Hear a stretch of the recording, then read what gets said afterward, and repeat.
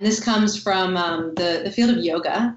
And so, anyone who's ever done yoga knows when you first do a stretch, it typically is painful and uncomfortable, and the body will read it as danger. Like, this can't be safe because it doesn't feel good. And that's because the way that you feel a stretch is through nociception, literally like sensing harm. It's the sensory neurons that sense threat that tell you that you are stretching your muscles and your connective tissue.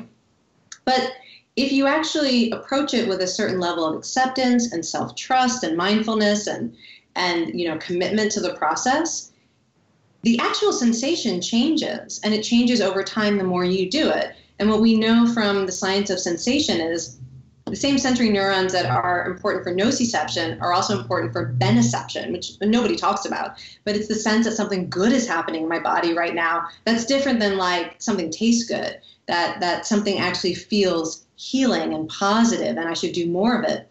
When you're in a yoga pose and you actually go from feeling pain to bliss, that's what's happening.